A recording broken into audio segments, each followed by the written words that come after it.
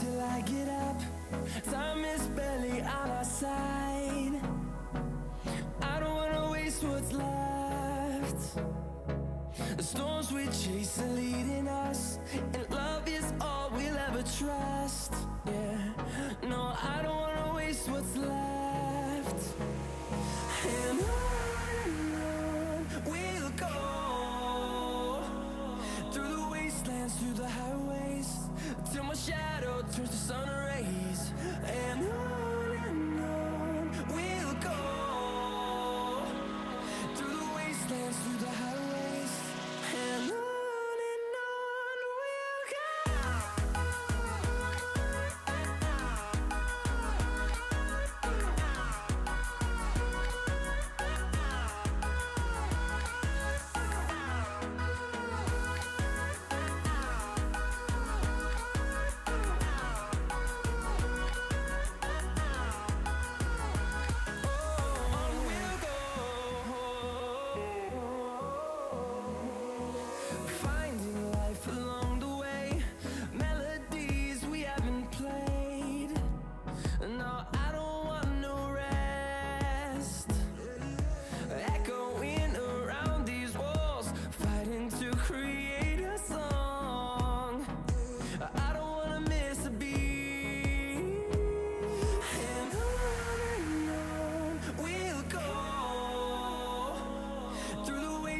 Through the highways, till my shadow turns to sun rays.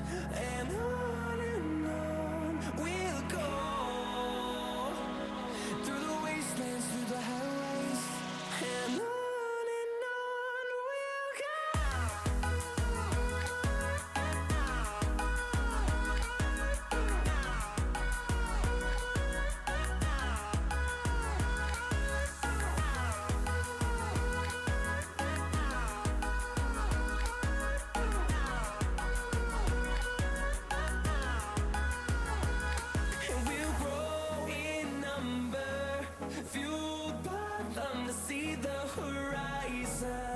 turn us to thousands, and we'll grow in number, fueled by them to see the horizon, turn us to thousands,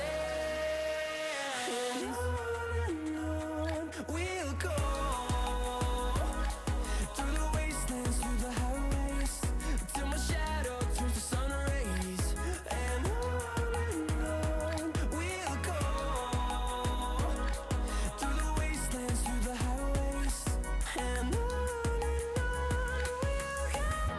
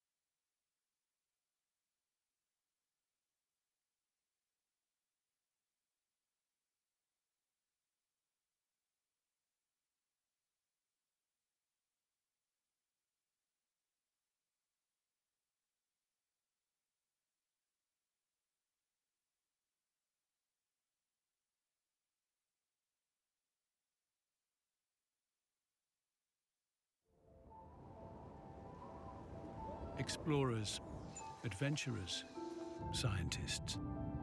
The ones who always broadened our horizons. We were at their side when they reached the deepest point in the oceans, the highest summits of the Earth, and both poles. We may think we've seen it all, that the world has its limits after all. But why do explorers, adventurers, scientists continue to venture out there again and again? Certainly not just for the record. So what do they seek, really? To understand more intimately how complex and delicate our planet is, to document its change and how we can affect it for the better. As long as they need it, we will be at their side. Because today, the real discovery is not so much about finding new lands, it's about looking with new eyes at the marvels of our planet, rekindling our sense of wonder and acting here and now to preserve this pale blue dot and make it perpetual.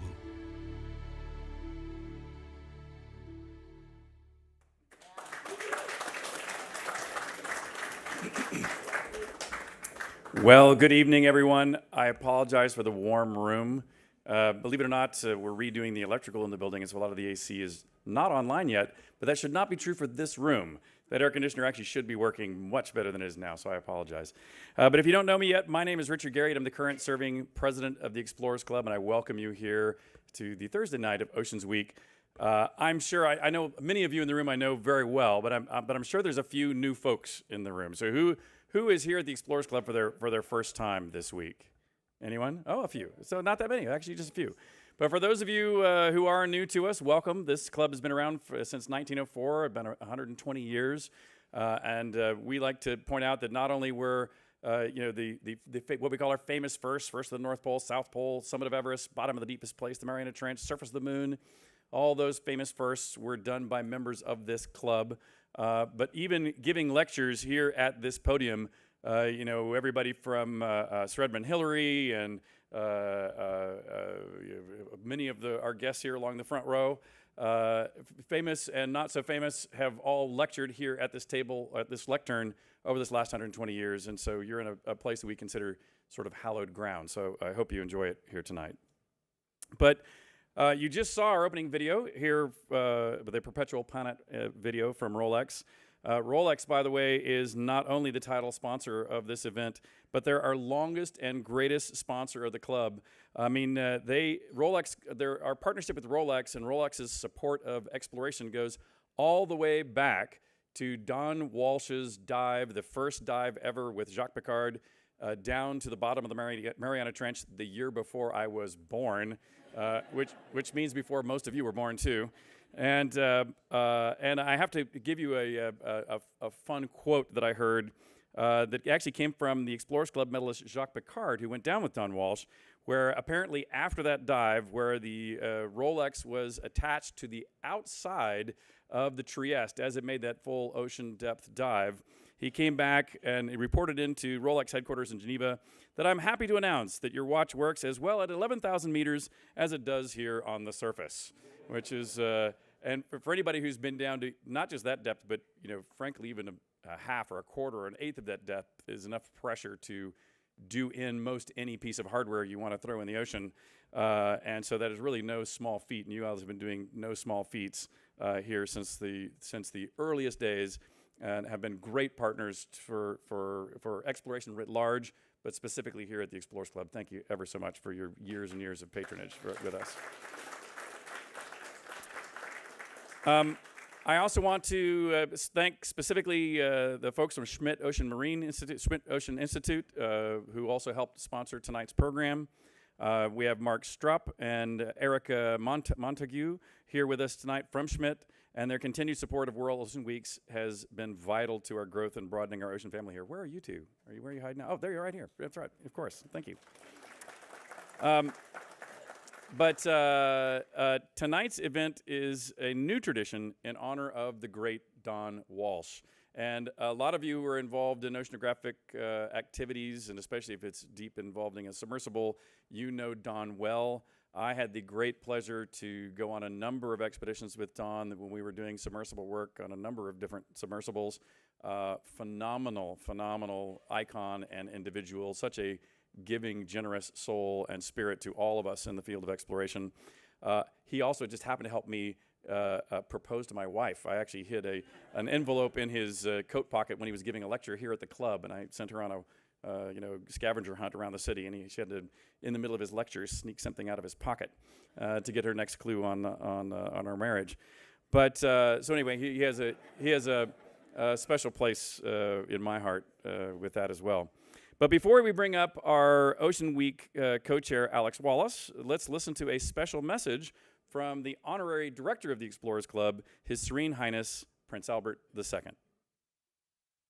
Ladies and gentlemen, dear friends of the Explorer Club, dear Richard Garriott, I was keen to say a few words to you as a token of my friendship, support, and encouragement. I mean the friendship I've had for this club, which I've had the pleasure of visiting on several occasions, and for its eminent members. I also mean my heartfelt support for World Oceans Week, which you are launching today. It is an initiative that I believe is extremely important at a time when our ocean faces numerous exponential and vital threats. That is why we ourselves created Monaco Ocean Week 7 years ago, which assembles a wide range of events and meetings devoted to the ocean. Every year, we welcome to Monaco scientists, politicians, entrepreneurs, financiers, explorers, and the general public, because together we will be able to change things and protect the ocean. Finally, I urge you to take advantage of this week to explore the economic challenges related to the ocean and ocean conservation. Although all approaches need to be taken on board to act effectively, the economy enables us to structure the various levels at a relevant scale. It is the economy that connects people and continents. It transforms groundbreaking discoveries into global solutions. It pools energies and mobilizes the most important resources. It enables consumers to become stakeholders of change and conservation. However, from this perspective, much remains to be done to create a sustainable blue economy capable of meeting human needs and using ocean resources more effectively, whilst at the same time protecting it. Because although it is important to explore and gain better knowledge of the ocean, since it is not yet fully understood, it is even more urgent that we protect it altogether. That is why we are delighted to be hosting the Blue Economy and Finance Forum in Monaco, which will precede the United Nations Ocean Conference in June 2025, to be held in Nice, just a few kilometers from the Principality. And that is why I hope that this World Oceans Week will give you an opportunity to focus on the challenges and opportunities they offer. Thank you.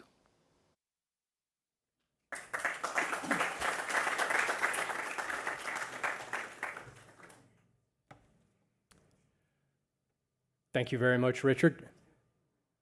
Welcome to this evening's program, Don Walsh and the Frontiers of Deep Ocean Exploration. Walsh, Alvin, Schmidt, Vescovo, Challenger Deep, Trieste, the Five Deeps. These names, etched in the annals of exploration, immediately draw our focus to a still largely unknown realm. Tonight, our panel will provide illumination and clarity. Without stealing too much thunder from our panelists, I'd like to sketch out a brief outline of how tonight is going to work. We'll start with the origin story. Our inspiration and guide star, Don Walsh.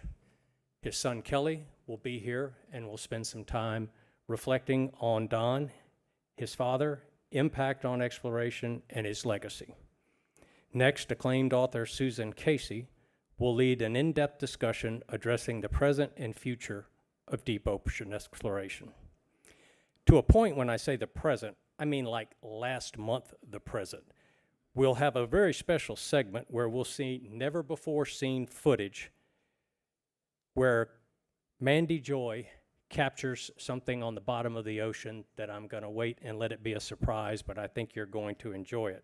The other interesting thing about that is Expedition artist, Rebecca Rutzstein, was on board Alvin with Mandy when they discovered this, and she has graciously brought her artistic renderings that she developed at that moment, which are out on display in the table there. So we're very fortunate to have that. In conclusion, we'll have a brief ceremony of remembrance for Captain Walsh by Don's son, Kelly, and Victor Vescovo.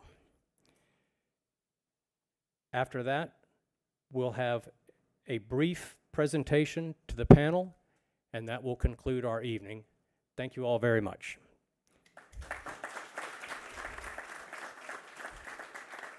I'd now like to ask Mark Schroep from Schmidt Technology Partners to come up and make the next introduction. Thanks, Alex. It's great to be here. It is an honor to play even a very tiny part in honoring Don Walsh, and hopefully this is going to be a tradition that continues through other Ocean Weeks. Don is, of course, a legend at the club, and that legend was secured when he did the deepest dive. But I think if he had stopped there, he'd probably be seen differently. But he didn't stop there. He didn't take a cushy job somewhere. I'm not going to go into too much detail because Kelly's going to be talking about his dad. But he went on to explore more, and he also went on to support in every way, it seems that he could, other people exploring. So he was there when Jim Cameron dove. He was there with when Victor went back down. And so it seems he was always willing to help when he could. And for me, in my former life as a journalist, he was always willing to take a call. And I think that was true in a lot of different places. So I think that's as much where his legend comes from as the dive, although the dive's pretty important too. He is on the plaque, and that's kind of hard to get to. So I wanted to talk or just introduce Kelly. It's no surprise that it would have been really sad if you had grown up and not been interested in exploration or adventure or anything. But of course he was. So he started out early on working with students in the sea in places like Greenland and the Canadian Arctic as a naturalist, which is probably the more significant title, but also as a Zodiac driver, which I think is maybe the cooler title. Went on to traverse the Northwest Passage. Then he spent decades in advertising. All, I think, trying to keep a theme of trying to make connections between science and policymakers, and there's still work to be done there, so everybody can join in that. But he also got to do his own amazing dive in 2020 to return. I think the first person, obviously there were multiple people that had returned at that point to the Challenger Deep, but not the Western Basin, right? So first one to go back to where Don and Jacques Piccard had gone. So that was a really neat connection, the father-son, two generations. So join me in welcoming Kelly as he talks a little more about all this.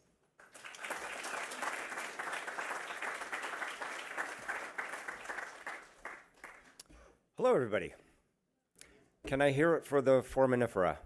One more time. I did not know about them, so I feel I've learned something today. Yeah, Dad was a legend, and I made sure I brought that up with my friends when I was in grade school, and because they would come over and I would pull out pictures, and they said, "How deep?" And 7 miles, and we would ride our bikes 7 miles, and I said, "That's nuts, right?" And so I grew up kind of with this hero, and of course, he was my dad as well. So I looked up to him, and I was going to get into the marine business, the family business, as a kid, but I'm an awful student. So when he retired from the University of Southern California, my free ride was gone. I wasn't going to get into UCLA on grades, so I went to St. John's College in Santa Fe, New Mexico, and gave up the idea of the life at sea for about 35 years when I went into advertising, and had to get back to the sea though, and the opportunities came along to do so, and thankfully Victor gave me a call and said, "Well, would you like to go to Challenger Deep? And you don't say no. He did preface it by saying, well, we had not met before. How big are you? Well, I'm quite thin. And he said, oh, okay, good. And I said, I'm 6'1", but I'm thin. And he said, okay, no, not a problem.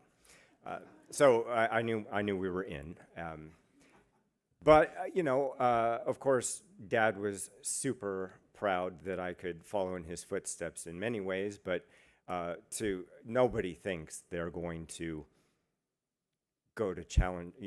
This is a one-off event, and then his son is going back. I mean, Richard, you know about a father and son going to space, and it's that kind of, you don't think that way when you're a kid, and you certainly don't think that way as an adult, because fanciful things go away. But I got to do it, and thank you, Victor, because it changed my life. And yeah, thank you. And it was Father's Day. So, well, Guam, I'm going to call it Father's Day. So it was Father's Day, and so I called him when I got back to the surface and let him know that everything was cool.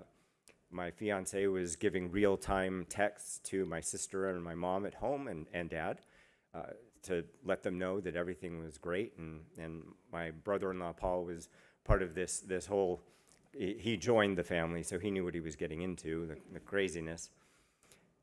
So it was a very, very special event.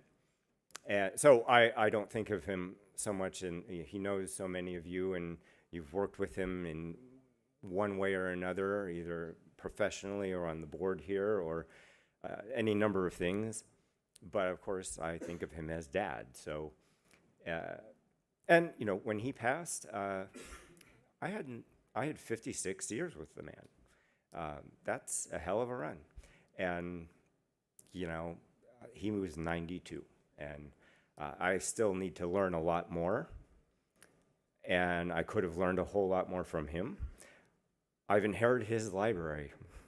So that it will be possible. I won't hear it first person, but I know how he sounds, and I'll be able to kind of replicate that voice when I'm trying to get an answer on something that I don't know. And that's a bad student, but I'm very good self-taught. So he instilled in me the ability to do that. So I won't keep you guys too long, but I did want to point out that, as Richard said, this is a club of a lot of firsts. You walk into the entry there, and you've got the famous first, and there's, it's on the wall there, and Dad's up there. And I'm not jaded, but oh, Dad, yeah, of course. I'm positive that Dad was more, I would say, he thought it was more important, not first, but last. And by that I mean not the noun, but the verb. What has legs? What has endurance? What can go that extra step and keep the public, because that's really the important thing. If you can't talk to the public, nobody's getting funded. Thank goodness for the private sector coming in and doing stuff now, because the governments are getting out of the work that Dad was involved with. But last, and so 52 years. It took 52 years to get back to the deepest point in the ocean. And then Jim went back. Well, fantastic. And I was with my dad when we were out at Guam watching Jim do his dive, and that was, Dad was thrilled, and as was I, but 52 years is a long time. And it occurred to me, like, what technologies would we have had if we had gone back in he thought it would take about 2 years that we would go back there, and they would retool the Trieste so that it wasn't a big time bomb of AV gas and tape and epoxy. That maybe there would be some advancements in materials technology, and then they go back down relatively soon. 52 years. And that nibbled at him on end. And what technologies would we have had if it had been funded like the space program? We probably would all know more about foraminifera.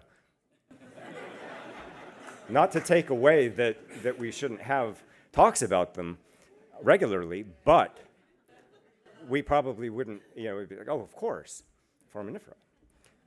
But medicines, material sciences, so many things because of the challenging environment that these craft have to operate in and the squishy blobs that ride in them, we would learn a whole lot more. And where would we be with ocean advocacy right now if we had funded it even at half of what we funded the space program? And it's unfortunate, but we're getting there. And because of limiting factor, Caladan and Victor's just vision, it's starting to ramp up. And now Inkfish is carrying this on. They're still out there diving right now. They can dive every other day, full ocean depth. And my dad probably thought after Trieste, someday this will happen, someday soon this will happen. And, it was 52 years later that we went back, and now it's an everyday occurrence, which makes it sound trite, but because it's not. It's very difficult. But difficult things are becoming possible. And, Dad kind of started it all. And, of course, I have to, yes, and Dad would be the first to say this. He was the commander in charge. Great. But Jacques was there. The Picard family, without Auguste, all of that, and then we go back to BB. And, you can go and talk about the advancements there. But the fact that Trieste set the bar quite deep, and now we're going back, is amazing. And I'm super proud of Dad, of course. How could you not be? And I'm going to carry on his legacy as best I can. And hopefully, as I learn more, I can educate. I really like educating kids. Not the little ones, they're kind of hard to talk to, but teenagers that haven't yet made up their mind as to what they want to do in life.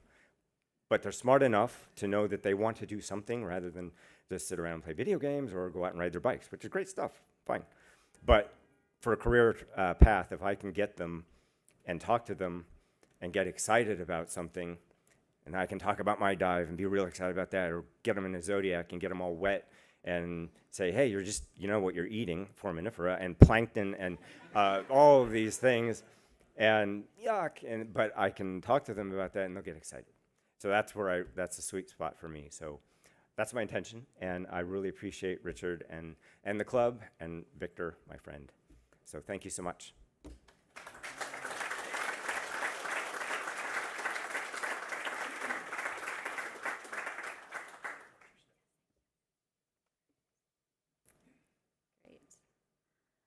Well, I'm Erica Montague. I'm with Schmidt Marine Technology Partners, and I am submersible-sized, by the way, just in case anyone's asking. But I have the great pleasure of introducing our moderator for tonight's session, Susan Casey. I first heard about her in 2005, shortly after the publication of her wildly successful novel and New York Times bestseller, The Devil's Teeth, a true story of obsession and survival among America's great white sharks. That's a lot to unpack in one title. But this book was neither the start nor the end of Miss Casey's very impressive career. As a writer, an editor, and an explorer, she's originally from Toronto and has a long list of accomplishments. She's been editor-in-chief of O, the Oprah magazine, development editor of Time Inc., the editor-in-chief of Sports Illustrated Women, and creative director of Outside Magazine. Her writing has appeared in Esquire, National Geographic, Fortune, Time, and Sports Illustrated. And her story, Our Oceans Are Turning into Plastic, Are You? An environmental expose on the dire impact of plastic pollution in the oceans is having on planetary and human health, received a National Magazine Award nominee. In addition to Devil's Teeth, Miss Casey also published The Wave, In Pursuit of the Rogues, Freaks, and Giants of the Ocean. This was another New York Times bestseller, but it was also a favorite of mine. It covered everything from the research into these massive waves to the people who rode them, and herself venturing underneath the surface to see firsthand that seascape responsible for Maui's saltwater behemoths. And her most recent book, and very relevant to tonight's discussion, The Underworld, Journeys to the Depths of the Ocean. I do not have enough time to list all of her achievements and accolades, but I think you will agree with me when I say Susan Casey has more than a slight obsession with the ocean and the people who explore it. So please join me in welcoming Susan Casey and her panel tonight.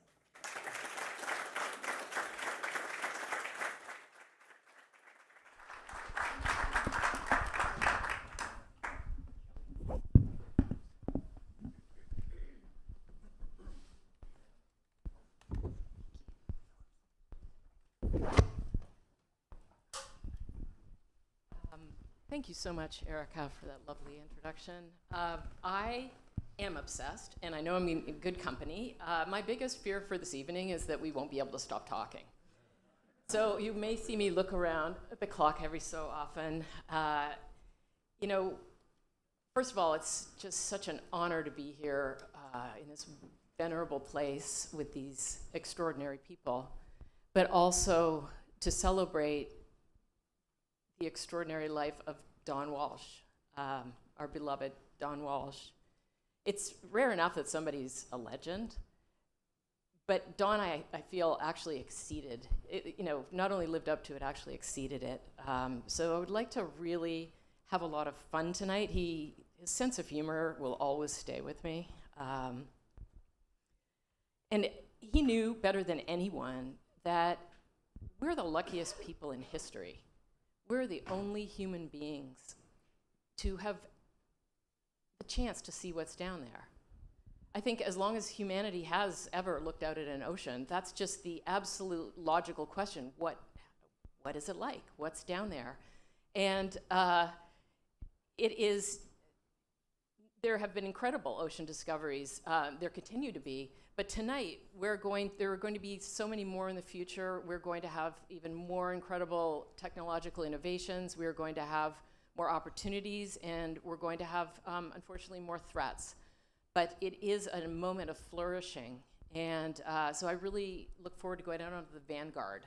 Because, first of all, to introduce Dr. Jyotika Virmani is the executive director of the Schmidt Ocean Institute. I'm going to go through Kelly's known already to you, but I'm going to introduce the panelists and our virtual panelist, Dr. Samantha Joy, and I'm just going to freeform a little bit on this because all of you have extraordinary resumes. Again, in the tradition of Don Walsh, I remember seeing Don's resume and just thinking it all sort of condensed into this one word, like, wow, this is a life. So Jyotika's career is synonymous with innovation and exploration and excellence. Not only is the executive director of the Schmidt Ocean Institute, but she's played a major role in the X Prize. She was the executive director of Planet and Environment at X Prize, where she led the Rainforest X Prize for development of new biodiversity assessment technologies, and the Shell Ocean Discovery X Prize, which, just a quick aside, Victor had on his expedition some of the winners of that for ocean mapping. And we're going to talk about ocean mapping. And she's been the technical director of the X Prize. Dr. Virmani is an oceanographer. She has a master's in atmospheric science and also a degree in physics. She is an advocate and a champion of ocean exploration all over the place, here at the Explorers Club, at the Royal Meteorological Society, at the American Geophysical Union, at the World Economic Forum. She is a major player in this realm, and Schmidt has led the way in all kinds of ocean explorations that we're going to talk some more about. Now, Mandy. Mandy is my very good friend, Dr. Samantha Joy. We're going to talk more about the month that we just spent at sea later. But Mandy is one of the most brilliant, impassioned, an inspiring scientist, I know. The first time we met, it was once again one of those things like, I cannot stop talking to you. She is so fun to hang out with, not only because of the incredible depth of knowledge that she has, but her passion for what she does. She is an oceanographer and an ocean explorer, the Regents Professor and the Athletic Association Professor of Arts and Sciences at the University of Georgia. She is an expert in microbiology and biogeochemistry and works in extreme deep ocean environments. And I'm telling you, when we say extreme, we mean extreme with Mandy. Including cold seeps, hydrothermal vents, Antarctic ice-covered lakes, hypoxic zones. She is the foremost expert on what happened beneath the waves during the Deepwater Horizon oil spill. She's spent more time in Alvin than most of its pilots. So I'm just honored to have her here with us. Hi, Mandy. Can you hear me? Okay. Now, Victor. Yeah. So I can say a lot about Victor because I've actually, I think I'm at 50,000 words and counting at this point. The thing about Victor, listing everything that Victor has done, is that eventually the audience just kind of starts like reeling and laughing because it just goes on. Like, it would be easier to listen to what Victor hasn't done. Victor has been named the most interesting man in Dallas, which I think is I think that's a bit of an understatement. So, my friend Victor, I have taken a Dos Equis to the bottom of Challenger Deep. Yes, yes. Let's start, like, I'm gonna upend this a little bit. Victor has been to the Challenger Deep 15 times. And you know who loved that? You know who was absolutely delighted by that? Was Captain Don Walsh. Just took so much joy in watching you open up the Hadal Zone, the deepest and most forbidding frontier in the ocean. Victor has dived into 17 Hadal trenches. We think there are about, what, 37? 32. There's some troughs in there as well. Yeah. So stay tuned.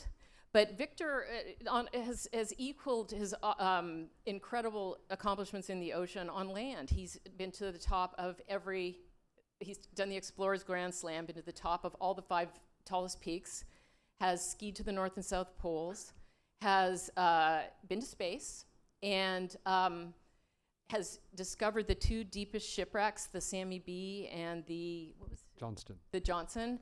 And on top of that, he has 20 years of service in U.S. Navy intelligence. He speaks 7 languages, including Arabic. I could go on.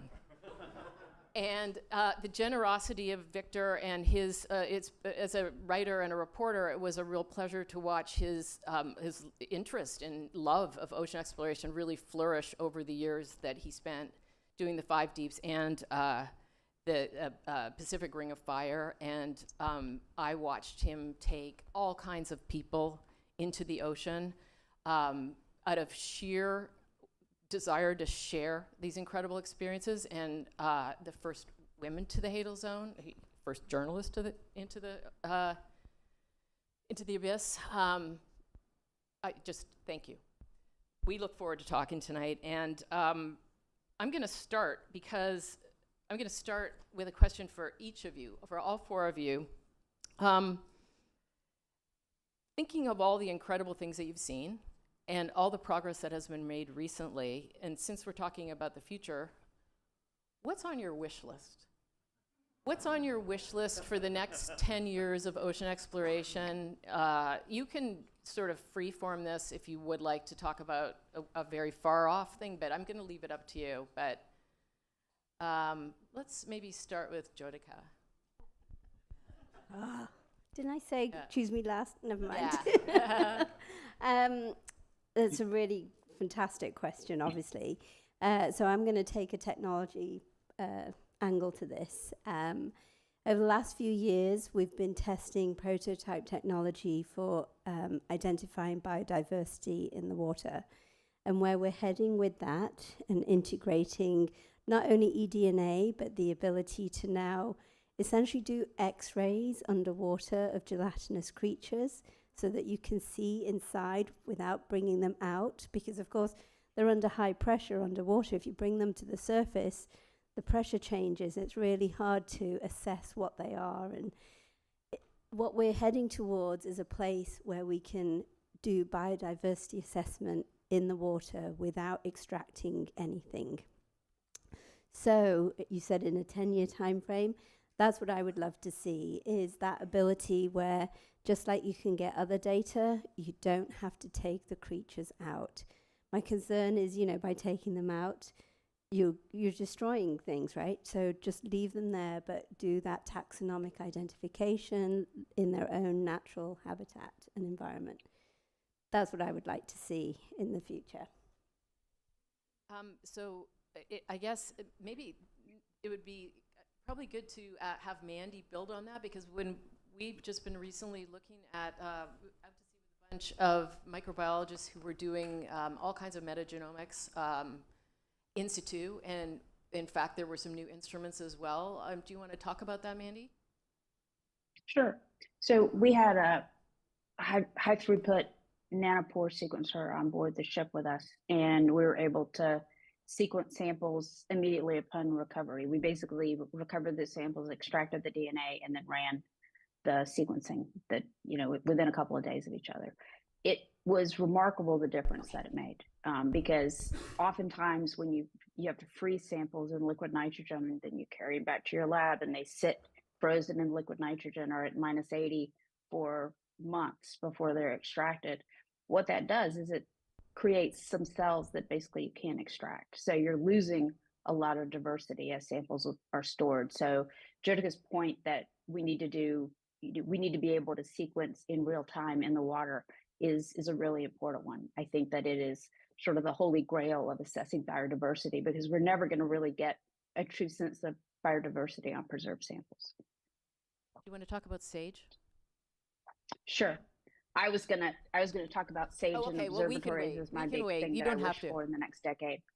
Yeah, no pressure. No.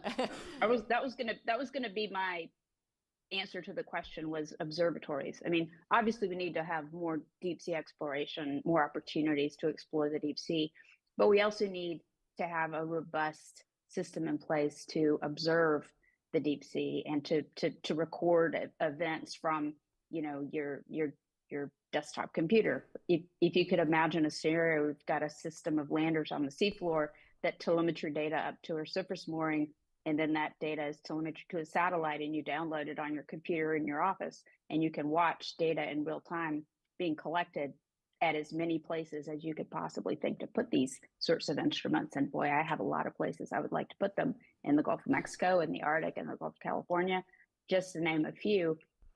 It's impossible to capture the dynamics of an ocean system during a 1 month long expedition. No matter how hard you work, it's a month. It's not, and it's 8 hours a day is when you're sampling with Alban, and at night you're sampling, you know, 8 hours with the CTD. You're missing a lot when you do this sort of staggered sampling. Having, you know, in situ observatories and real-time data telemetry is something that I think we're capable of doing. And instruments like SAGE that Susan mentioned previously, that's a submerged aquatic gas analyzer that was developed by Anna Michelle and Jason Caput at Woods Hole Oceanographic Institution, with funding in part by Schmidt Marine Technology Partners. So thank you, Schmidt, from Anna.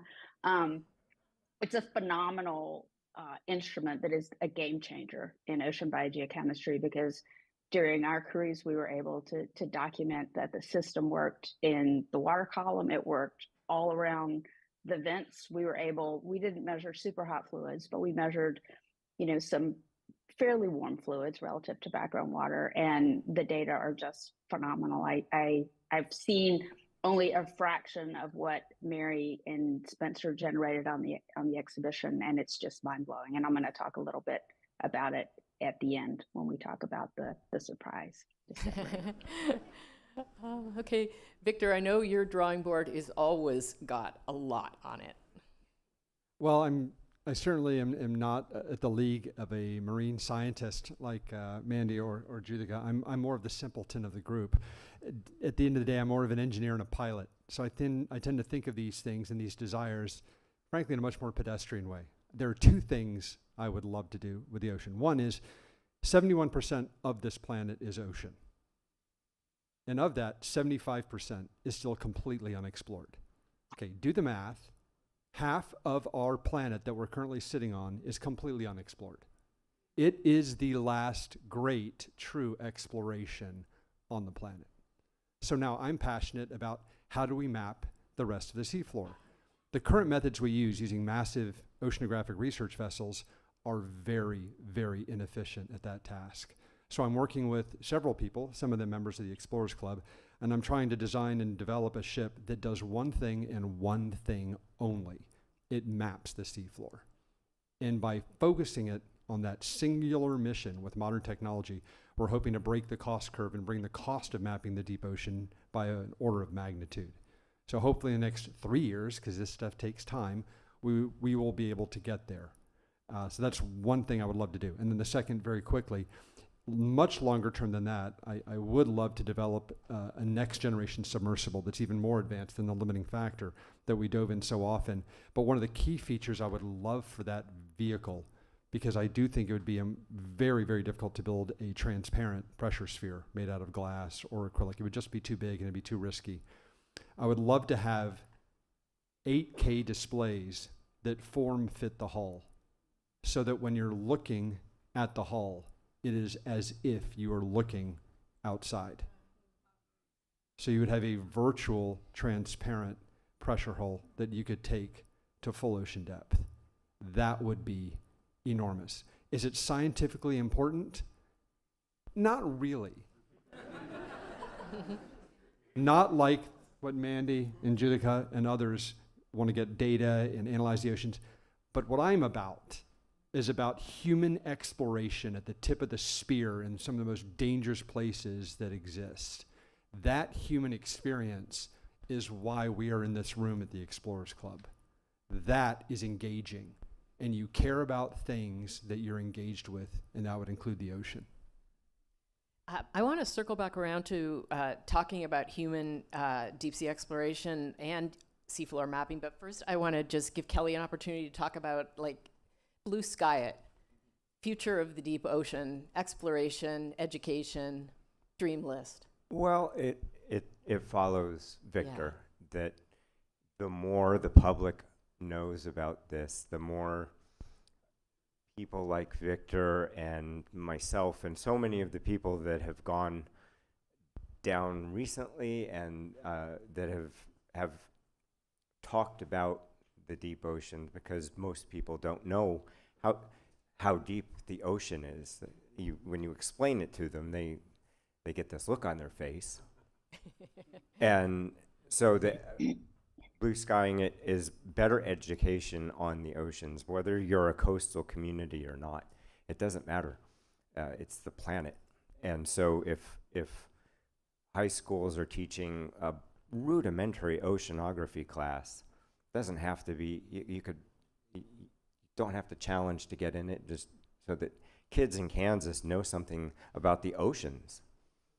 And I've given talks via Zoom to people in New Mexico, and they don't have any clue. So better education with that aren't just from California. Of course I know what the oceans are, but a better baseline of education for younger kids.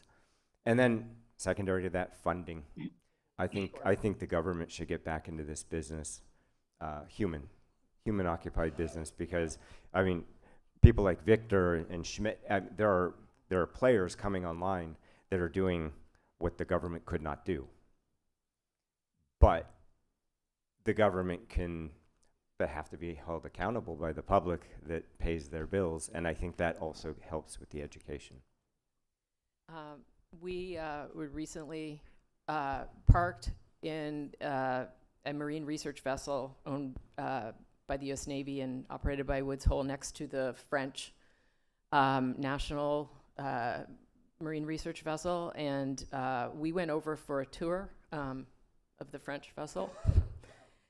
I can tell you where your tax dollars are not going in America. So the French crew did not come over to take a tour of our ship. We kind of marveled at their salon, their bar, their music room, their offices for the scientists, anyway, I digress. So I'm going to save the human exploration question for a moment. I think it's a really, I think with the deep ocean, it's so easy, we can nerd out. We're all love to do that. But what I think is really an intriguing challenge is to try to forge an emotional connection.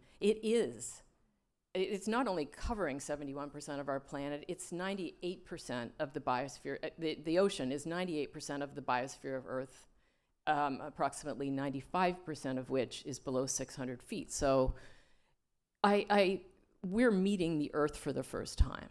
We have an idea, we are bipedal apes who navigate by vision, but it's the ocean exploration, in particular deep ocean exploration, that is truly acquainting us with where we live. So one of the things that is an extraordinary statistic is that even though if you zoom into Google Earth, you can see kind of where things are, you think you can kind of see. 25% of the seafloor only has been mapped at what we would consider, I want Jyotika to talk about this because she's incredibly eloquent about it, but what we would consider high resolution, and every time we do, we find extraordinary things that we didn't know were there. So can you say a few words?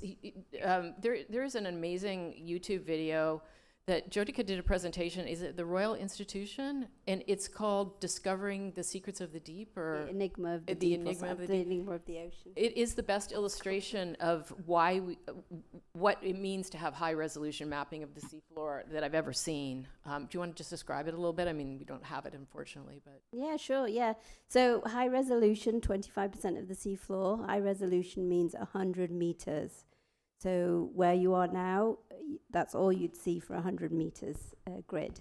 The rest of it is at a much coarser resolution. So you referred to the Google map image.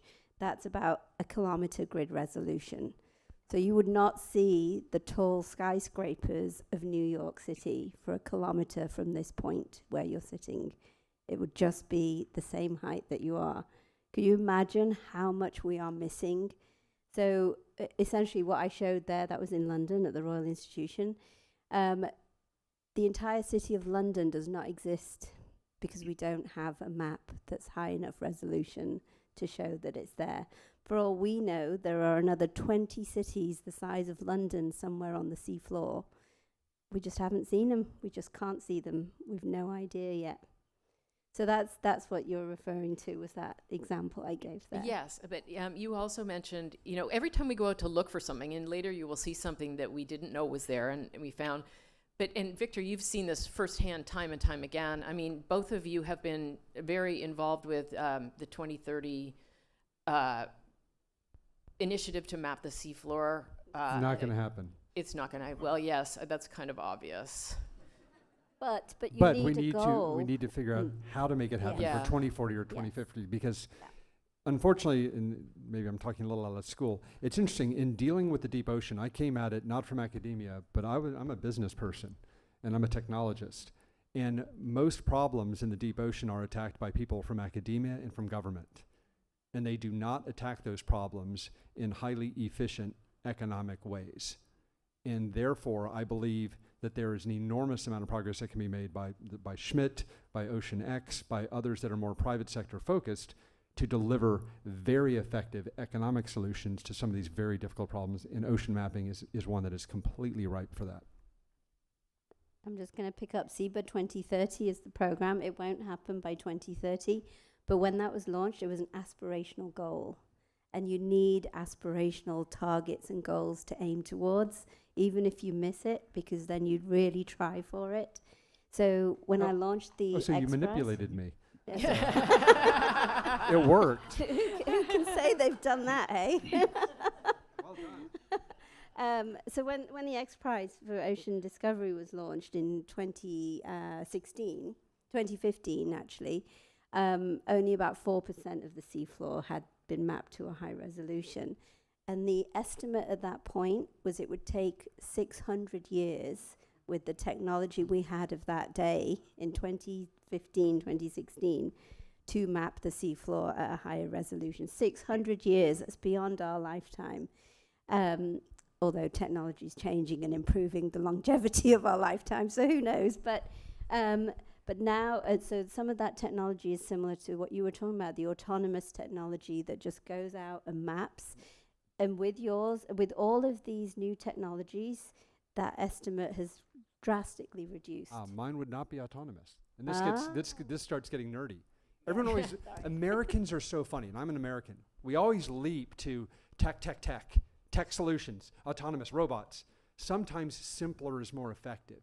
The vessels that we're trying to design and build, and I'm doing this from the marine engineers, would have minimal crew, 1 or 2 people on board. And it would basically be a sonar that's going to run tracks and do the mapping. But that's far more efficient than actually having $1 million suite of artificial intelligence trying to navigate things that a 5-year-old could navigate. Sometimes a combination of low tech and high tech is the solution. Autonomous vessels are great, but they're going to have to be relatively small. If they're small, they can't handle the largest sonar that you would use in EM124. So they're not going to have the yield of a manned vessel. So we'll chat in the bar. Okay, sounds good. I can build a mapping vessel for $4 to $5 million that can map 1 million square kilometers per year. If you had 10 of those vessels, you could map the entire seafloor within 30 years. Which is within our lifetime. Correct. That's the goal. That's the goal, is to get it done within our lifetimes. Right. And this isn't just idle chat either, because I don't know between the two of you in your organizations, well, Schmidt and Victor individually, how many millions of square kilometers of seafloor have you already mapped? Like, on our 4 years of expedition, we mapped about 1%. So we did about 3 to 4 million square kilometers. And that was with a ship that cost roughly $35,000 a day. So we were doing it at about $10 per square kilometer. The ship you were on maps at $30 per square kilometer. Yeah. You need to get it to 1 or less to be truly effective. And then if that happens, I will go to Schmidt and say, you need to buy one of these ships because it's too darn effective to ignore. And then OceanX. That'll be my side of Schmidt. Okay, then you have to buy 2. Maybe we could all have one. Mandy, mapping, I've watched how critical this is for your work. You're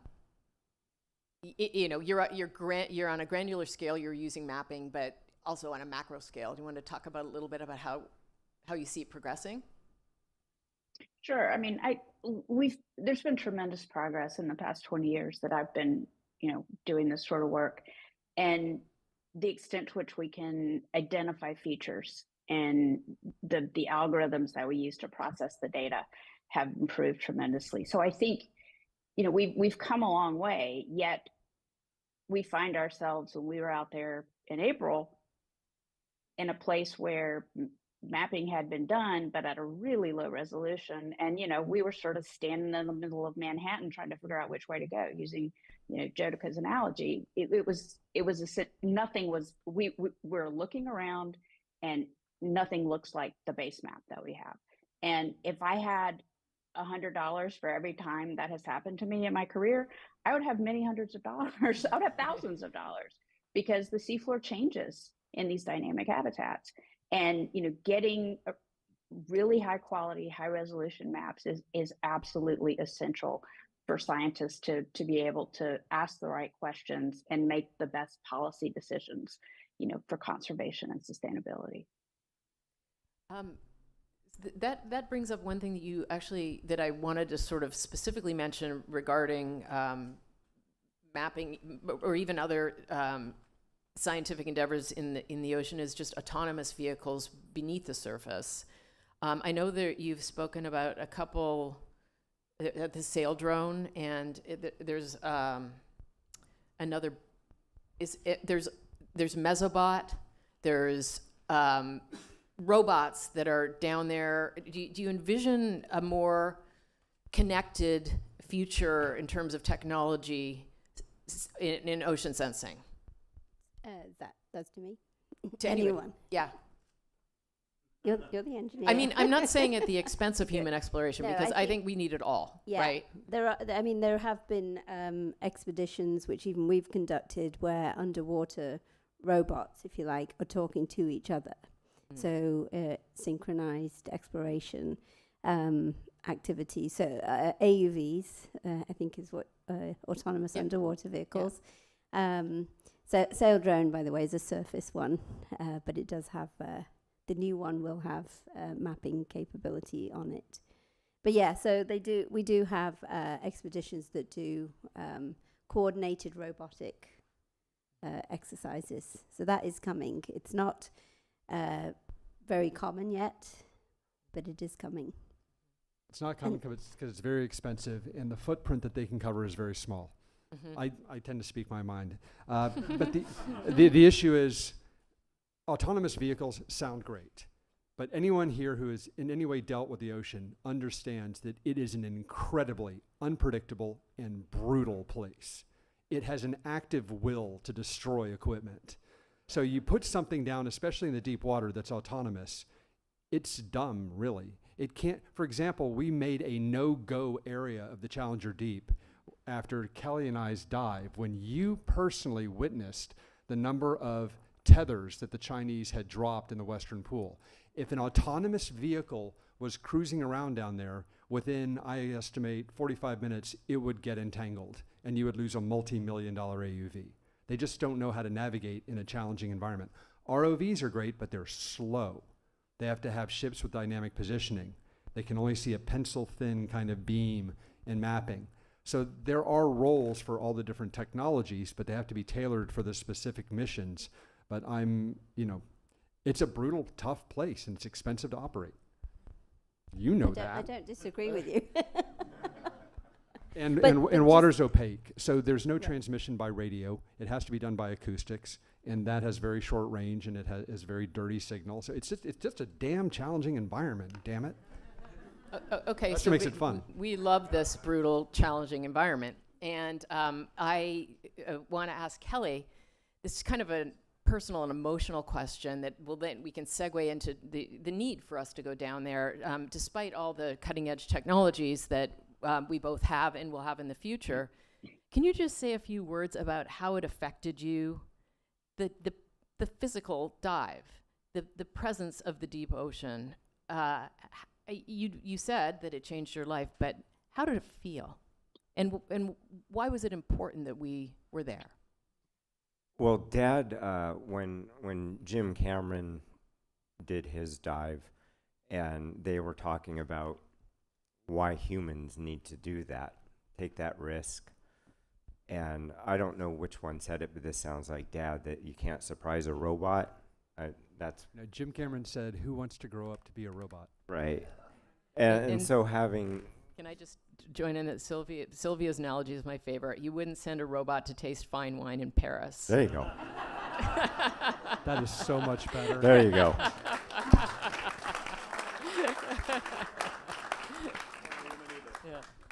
And Dad would approve that message, too. Yes, he would. He would also say, "What's fine wine?" But different story. But I always believed that because my dad did that, that's what you're supposed to do. That, well, it would be idiotic just to send equipment down there, and to have a human sitting not just in an ROV. That's exciting too. Sitting in a room and looking at something. Could be because you can fit 10, 15, 20 people in this room, and they all get excited about it. But having a couple people in a vessel in a place that nobody can get to except for that particular piece of equipment with humans in it is incredible. And there's no, you can't convince a lot of people that that's important, but for the people that have done it, you don't have to convince them, of course. But and you're never going to convince the people with purse strings in the government to refund that kind of stuff and to bring that back to the good old days. But you can be enthusiastic about it. And for my dive, it was 12 hours. I don't remember the dive. 4 hours down felt like 40 minutes. And he finally said when we were down there, 4 hours on the bottom, we have to go.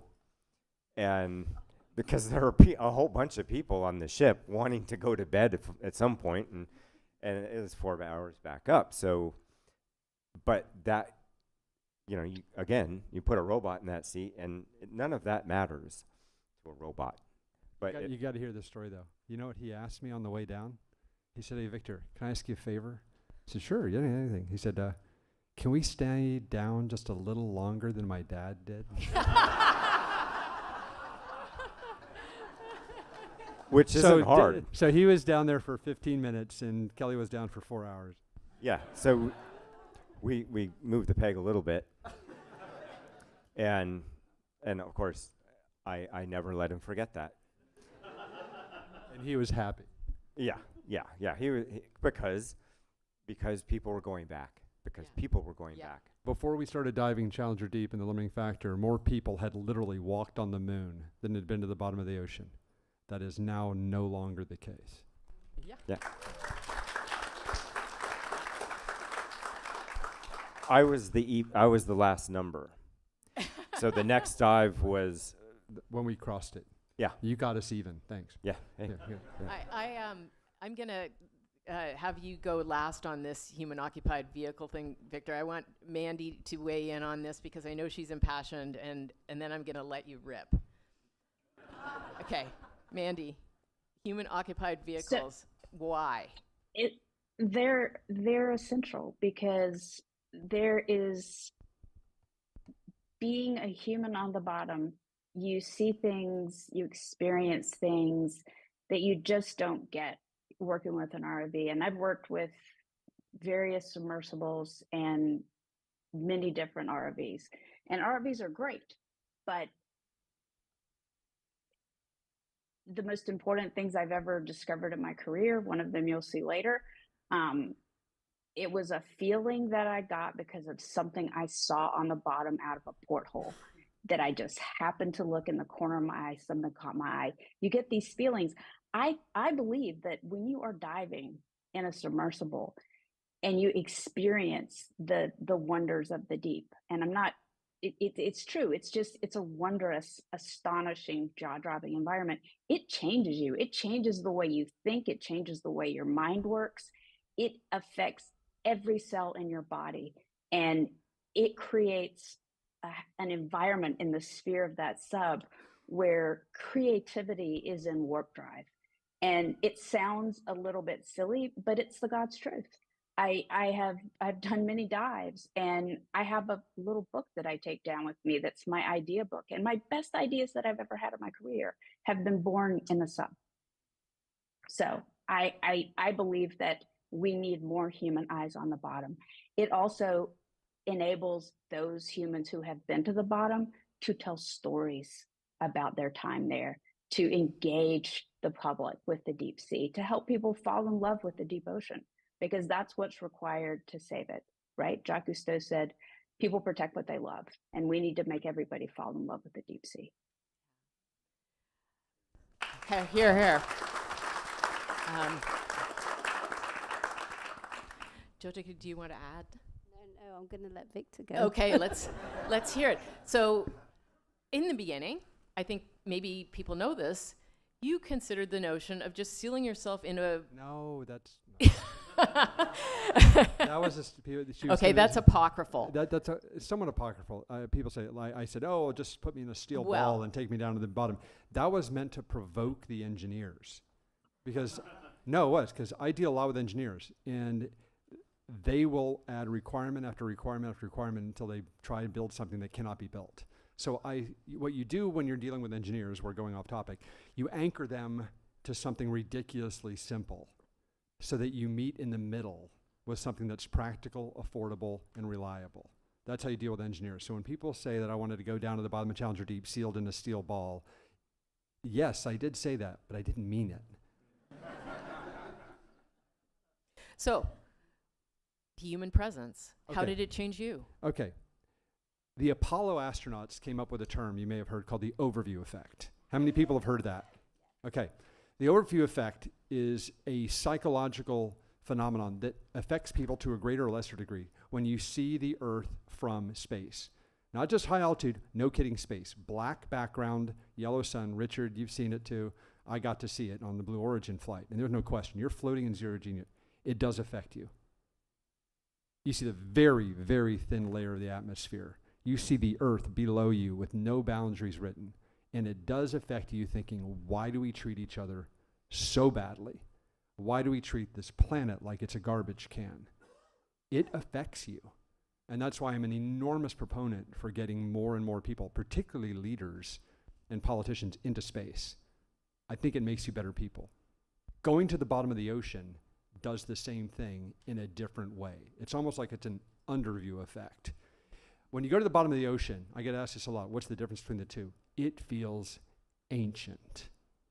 You know that pressure is out there, and it will compress you to the size of a thimble if you are outside that submersible. You're not welcome there, and yet you're allowed to see things that are more ancient than the pyramids, the oldest rocks on the planet. You're seeing the tectonic plates where they actually meet in the Mariana Trench.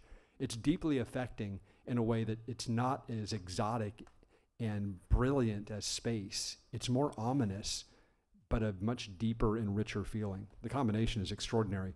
And so therefore, human-occupied vehicles provide the same access to the deep ocean and an appreciation of it in the same way that rockets do for an appreciation of our atmosphere and the planet. You need both.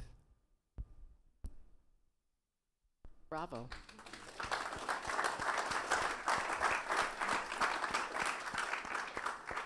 Yeah, I think the cost-benefit analysis and I've seen ROVs do just an incredible 24/7 heavy-duty. Scientists can continue to work around the clock.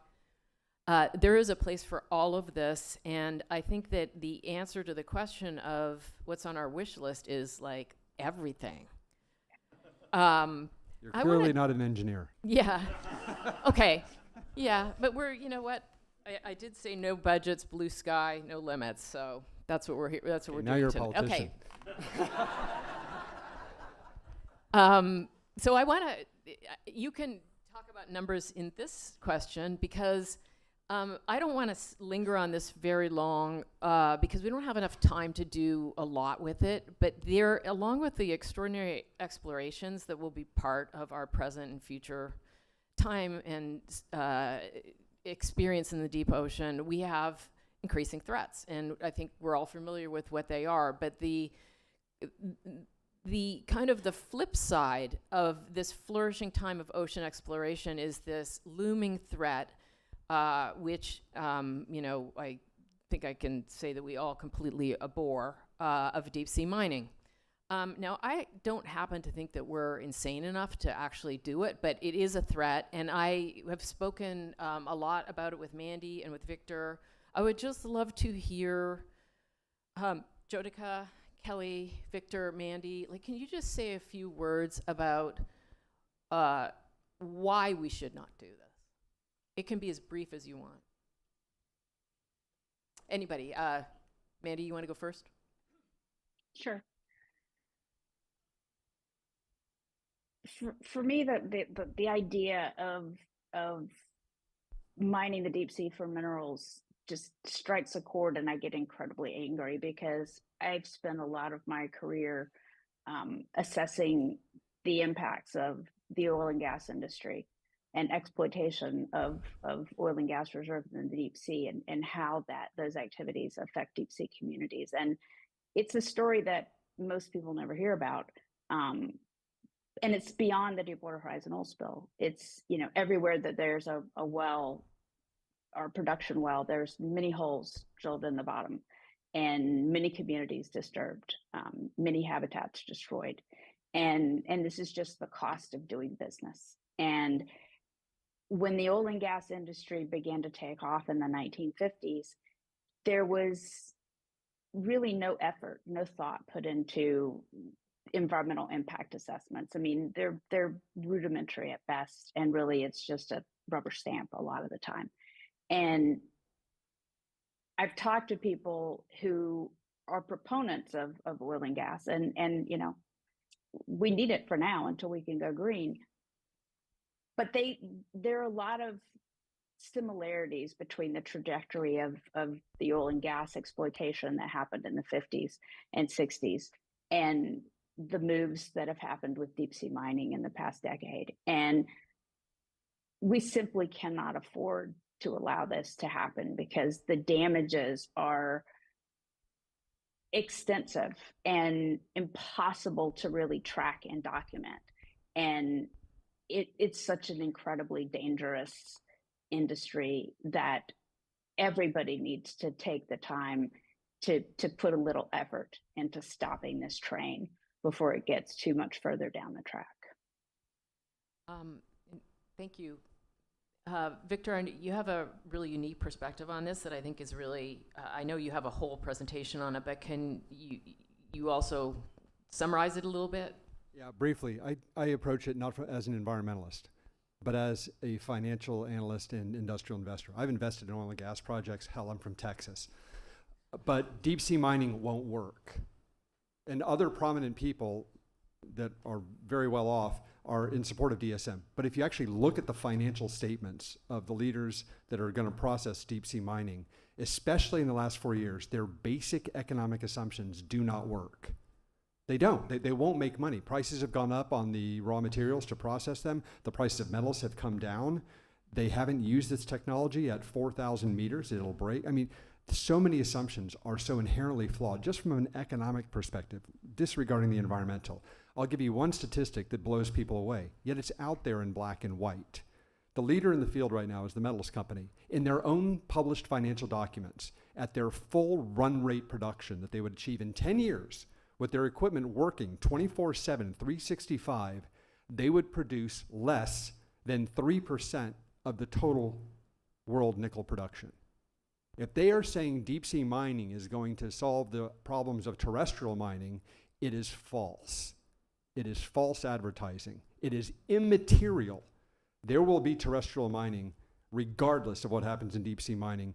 It is a problem in search of a solution. And quite frankly, I believe the people that are behind deep sea mining, maybe it had a chance of maybe working 10 years ago when metals prices were higher and we didn't know everything we know about the deep sea.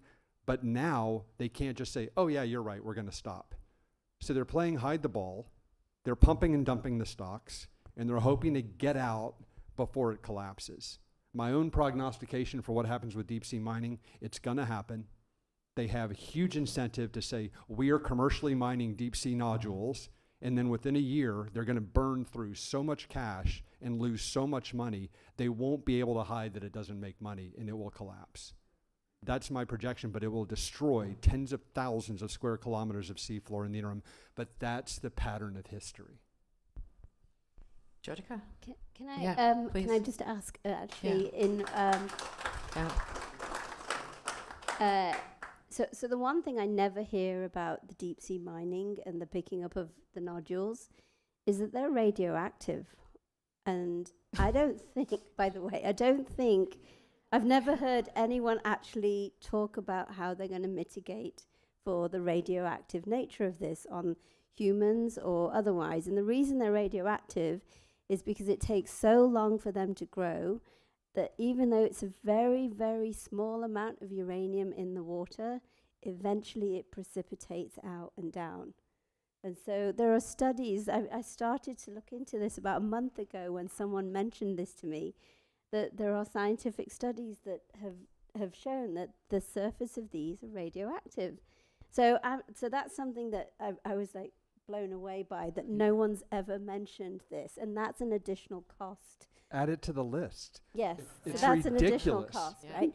So, but the other thing I wanted to say about deep sea mining. So last year we just launched a new vessel, Falcor 2, which was shown just over a year ago, and it's been a phenomenal year of expeditions. But the first one was to the Mid-Atlantic Ridge, and the goal there was to search for a specific type of hydrothermal vent system, lost cities.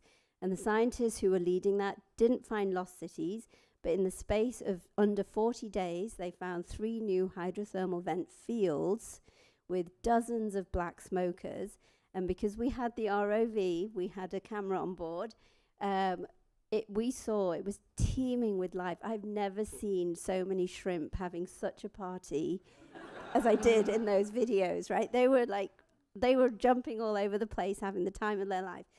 That particular area had previously been earmarked for deep sea mining because decades ago, and I think it's owned by the Russians, that area, because decades I'm sure it's safe in ago, that case. they didn't think there was any life down there. And so that first cruise of Falcor 2 really demonstrates why we need eyes down there to see what's happening and to see what these areas that have been earmarked for deep sea mining actually contain. Oh, thank you. This is a perfect segue to our surprise. And I just want to mention that, and I didn't say this in the bio, but Mandy was awarded the Captain Don Walsh Award for Ocean Exploration in 2022. I believe you were the last, that was the last year that maybe that Don did it in person. Yeah, and talk about, to Jyotika's point, about not knowing what's down there. I'm gonna turn this over to Mandy to tell you about an extraordinary place that looked flat on the bathymetry. Can we have the video? And the video will play on a split screen, Mandy, so you can just, can you split the screen? Yeah. So maybe just talk a little bit about where we are first. Sure. So we're here in the Guaymas Basin in the Gulf of California atop Big Pagoda, which was made famous during a Falcor cruise in 2019, thanks to mirror flanges, which I will show you all in a moment. So the Gulf of California is a baby ocean. It's a tectonically active spreading center that's shaped by rifting and seafloor spreading. It was discovered to be hydrothermally active back in 1982. And my group has been studying hydrothermal vents in this area since about 15 years now. And what you're seeing in the video is footage of a mirror flange. This is a large 2 meter across, about 1.5 meters coming out at you, mineral flange that precipitates when cold seawater mixes with hot hydrothermal fluids. And they're really just captivating because they act, the interface between those hot fluids, which are about 300 degrees, and the cold seawater, it creates a refractive index that makes the interface look like a mirror. And so in this footage that you're seeing right now, a grad student is shining a mirror out the porthole of the Alvin, and the light that she's shining out the porthole is reflecting on that interface. And you can see as the video moves forward, the fluids discharging underneath the flange and out across the top of the flange in a moment. These structures are really phenomenal to see up close. And these sorts of mounds with large flanges, and by large flanges, I mean, many meters across, some of them are 2 or 3 meters deep in terms of from the main structure. A lot of these big mounds in the southern Guaymas Basin are about 30 meters tall and 20 meters in diameter. Here we're coming up to the top of the flange, and you can see the discharging fluids shimmering as they mix with cold seawater. This is a pretty impressive flange, but flanges aren't the only thing that we see here. These are softer chimneys that are real popular and common in this area. But nothing that we saw on this cruise prepared us for that. This is Mictlan. We named this hydrothermal area for the Aztec underworld in Aztec mythology. And it's a fitting name for this really mystifying and powerful region. This particular chimney we named Ludicrous because it is kind of ludicrous. And it's a black smoker. It's stunningly beautiful, absolutely breathtaking, and immensely powerful. I think when we flew up to this structure, I don't think anybody said a word for 5 minutes. We just sat there with our slack-jawed because it was just a phenomenal thing to see. These black smokers form when the hot fluids mix with cold seawater and you precipitate these little fine minerals that are metal sulfides, and they're black. And these chimneys are very different from features that we've seen in the Guaymas Basin, and I'm going to get to that in a minute. But I first want to talk about the rate of discharge that you're seeing.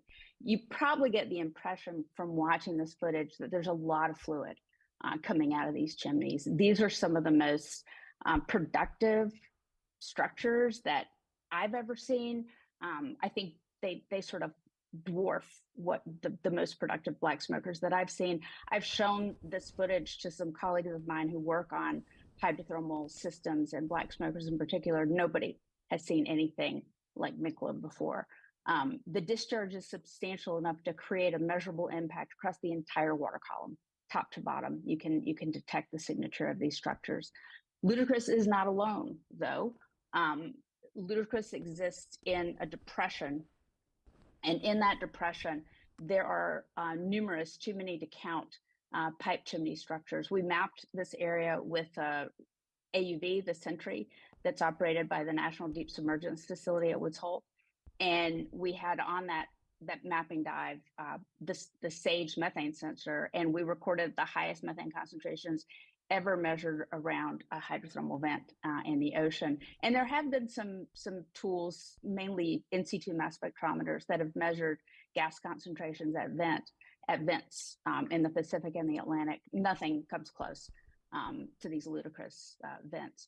The chimney structures are very different. They're spindly, and a lot of the chimneys are comprised of braided rocks.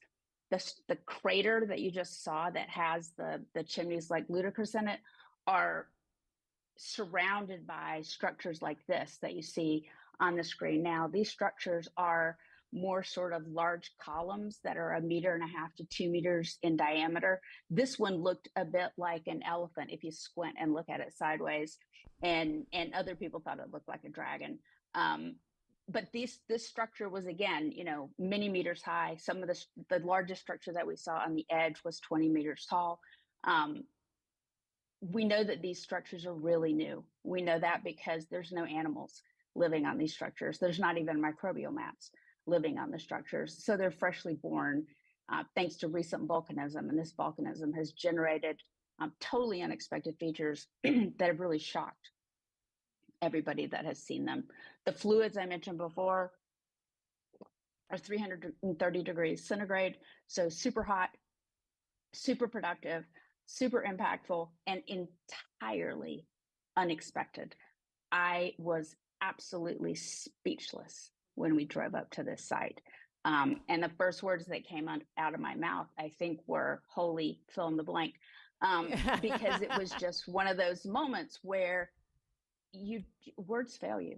And I can't, one thing I want to say before I stop speaking about this, I don't know that we would have found this field if we hadn't been in a human occupied vehicle, because I mentioned before that I saw something out of the corner of my eye when we were driving along. I just looked out the porthole, because I do that a lot. I stare out at the porthole, and something caught my eye, and the pilot and I were talking about where we were going to go next, because the site we were supposed to target for this dive was not, it had changed so much that we couldn't achieve the dive objective. So we had to move, and I was trying to figure out where we were going to move to. And I saw this ridge, and I said, I think we should go north. And we went north, and we discovered Miklan. And I can't wait to go back. I'm hoping to go back next year. That's a long shot, but we'll be back there soon, because there's a lot more that this site has to teach us.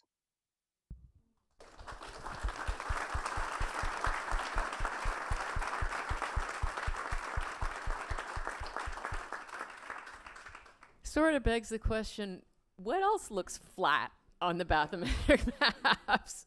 Anybody who would like to discuss a first-hand glimpse of Miklan? Rebecca's your person. She was in the sub with Mandy. She'll be having drinks after the presentation. Now, so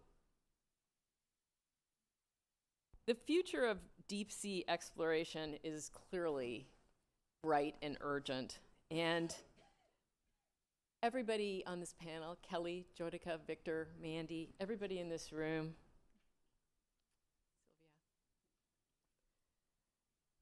you exemplify that. And Don knew that. But you don't need to take that from me. Let's hear it from him. Of course, in my view, space is a program where the oceans are a place. 99.99% of us on this manned spacecraft we call planet Earth, we're not going to Mars or the moon. Somehow we have to understand the place where we live and how it works and how it doesn't work and what effect we're having on it. All big, weighty questions. And so that all comes into the why. And the why is knowledge, to know. Because without knowledge, it's pretty hard to govern, understand, or exploit anything, although we've never let that get in the way of making a lot of mistakes. I always thought that in addition to missions to the moon and Mars, that there ought to be a nice mission to planet Earth.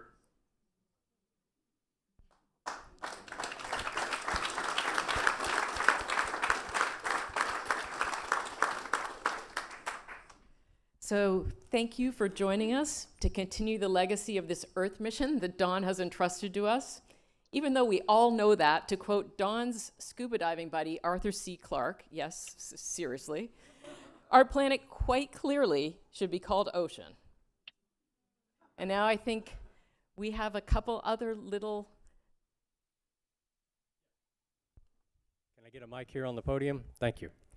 So we've got one last thing that we're going to do during the process of planning this event and talking to the various people involved in our reminiscence about Don. We all refer to his comments usually in the late afternoon or early evening about, wow, wouldn't it be nice to have a jar of Malbec? And we all kind of didn't know what a jar was. I thought it was some British naval thing or like a tot of gin or something like that. And then I looked at Leyden jars and nothing. So I checked with Kelly and I said, what did he mean by jar? And he goes, oh, you ever had chipped beef? I said, 30, 40 years ago. And he said, it's the Armour chipped beef jars. So I went to Publix in Winter Park, Florida, and bought 8 jars of chipped beef. And to Rebecca. And Mark, did you get, well, go ahead. No, you need to give it to Mark. And, yeah. And, yeah. Anyway, so we got the chipped beef jars. We emptied them out. We did run them through the dishwasher. And Mark Brian Brown graciously brought his Malbec. And so what we're going to do now is Victor Vescovo is going to offer a toast. Kelly is going to go out to the landing and ring the bell. We'll wait for you to ring it first, Kelly, and then Victor can say his toast, and we'll go from there.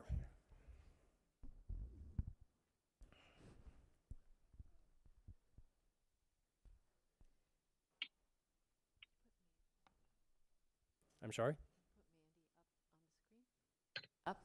Can you put Mandy on the screen, please?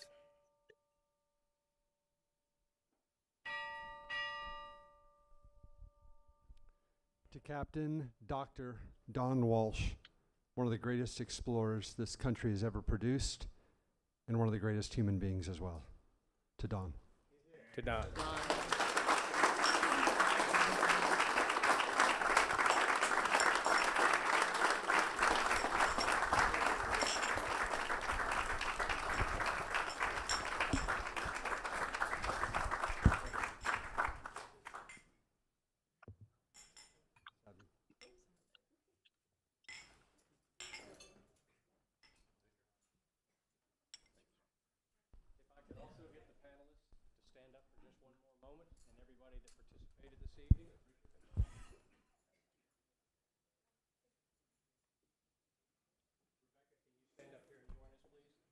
Rebecca's artwork is out there on the landing that Randy referenced in their particular side.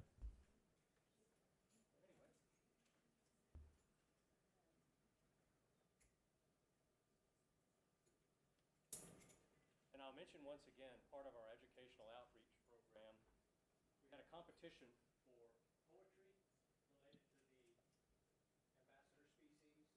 and for a challenge point art competition. We had how many? 147 elementary and middle school kids submit art. The winning one was chosen, and thanks to, where's Leslie? Leslie, you here? Leslie Ewing back there, Julie Wallace, Constance DeFeedy, Julie Chase, Mark Brian Brown. They were all participated in accumulating this, monitoring it, and judging it. And this came from an 8th grade student in Alberta, Canada. And so that's what's on the challenge coin. And we like to show that as a tangible expression of our gratitude for their efforts and their time and for what they shared with us here today. So thank you very much.